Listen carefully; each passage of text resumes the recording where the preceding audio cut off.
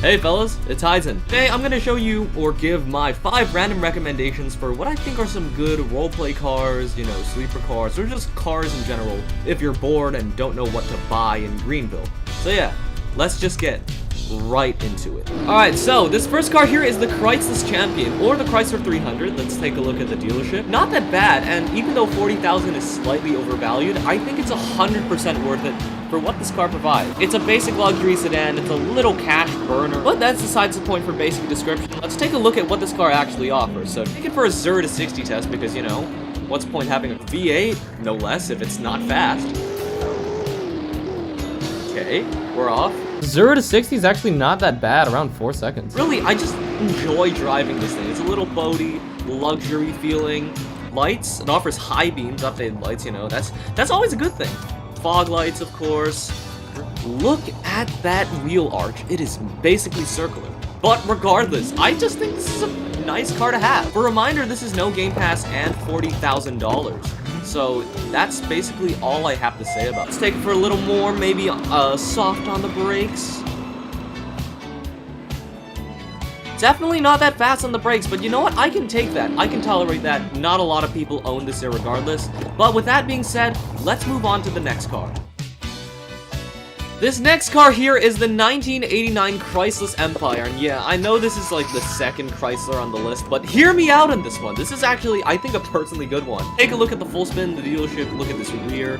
Classic 80s design. I think this car costs less than $20,000. It's a classic sedan, something rare, I think, or just not that present in Greenville nowadays. It's seriously underrated. I've seen no one driving this. Let's take a look.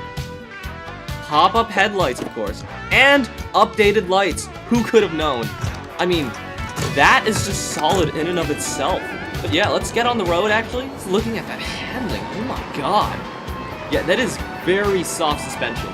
In a crooked way, if you built this, you could probably spec this to be some cursed 80s off-roader if you really wanted. A rally beast, so to speak, but it's quite slow. Rev it up. Now we're racing the plane. Okay, this is quite slow. But, once again, we've just hit 60 miles an hour. If you're a classic Game Pass owner, and I know, or if you just really like classic cars, I think you should pay attention to this thing. It's not the fastest, but come on. You're getting an executive sedan, and it's from the 80s, and it's not really a performance brand. So what would you expect? I think this is personally very nice, though, including, you know, the canvas top on the rear, just saying. And you know what? That's actually better than some other classic cars I've driven. So yeah, this is the second random recommendation. With the laziest change of place, now I'm gonna move on to my third car, which should be in that parking lot over there.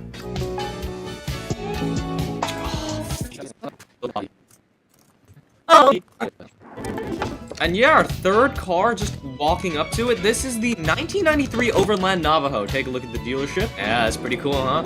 And the stats. Now, I know I've been emphasizing a lot on classics, but there's a lot of older cars in this game that just have seriously been undershadowed. For example, just this one in general. It doesn't seem very exceptional, but off the line, just, you know, shocks a few people. Okay, yeah, no. Again, okay, personally, I'm not really going with faster cars today, but if you know this type of car, this is probably the closest thing you're getting to a Ford Bronco, and it's seriously off-roading. Look at this. Definitely handling built for that, too. Whoa! I think I just spotted a secret, but you know what? Let's turn them lights on. They're updated, too, right? Yeah, there it is. Got the high beams. And of course, for people who don't really like red indicators, this American car, or at least this so-called US spec as amber turn signals, definitely putting a shine in whoever's heart. Something, I don't know. Yeah, this might be a prop car, and you know, it's generic, it's old, it's kind of slow, but hey, it's got a little bit of fun factor to it.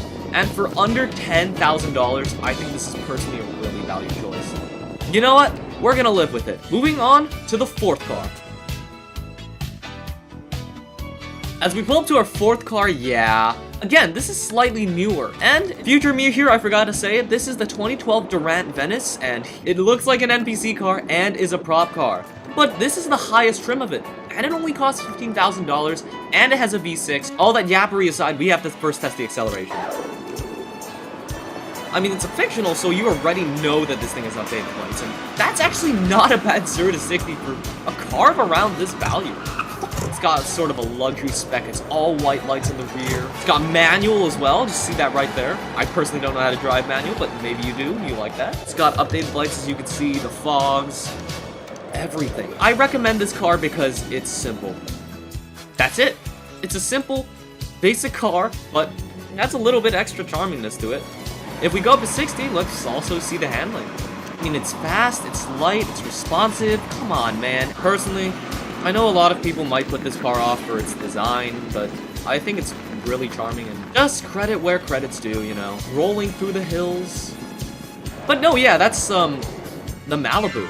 And really, while I'm laying on the ground, I can show you the final car of the many Volvos that I own. This is definitely a unique one. Okay, I'm sorry for having put one too many classics in this video, but you gotta know, this is a good car. Again, New Mexico. I wonder why that is. 850 T5 Turbo, not the R trim. This is no Game Pass. With the sun setting in this, I think we can take a look at the lights and sounds once again. Start it up. And while we're rolling down the hill, might as well get into reverse gear properly. Got some fog lights on the front, you know, high beams as expected, updated lights. I'm pretty sure every single car I've just recommended is updated lights, so if you're the type of guy to worry about that, you don't really need to when watching this video. And let's actually get this car running. T5 Turbo, not the R trim. Definitely a little slower, but let's see how much speed it can pick up. I think that's like around 3, 4, maybe 5 seconds at most, but I haven't seen people doing this as much. People have been driving the R trim, but not really any of the other trims. This deserves a little more appreciation, and yeah, that's kind of it. And with the sun setting off in the distance behind me at Cat's Park, I have to say that is my 5 random recommendations for today. Thank you for watching, I'll see you later, and I hope you enjoy.